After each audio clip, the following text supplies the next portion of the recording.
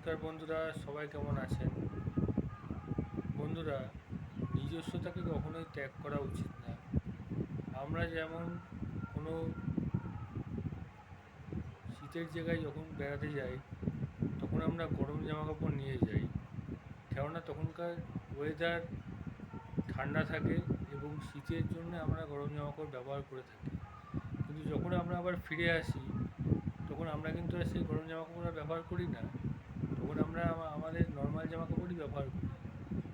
তাই নিজস্বতা এমন একটা জিনিস যে আপনি কখনোই নিজের নিজস্বতাকে বা আপনি যেরম মানুষ, যেরম মন মানসিকতার নিয়ে চলেছেন, সেটাকে কখনোই ত্যাগ করবেন না। সেটাই হচ্ছে আপনার সম্পদ, সেটাই হচ্ছে অরিজিনাল আপনি।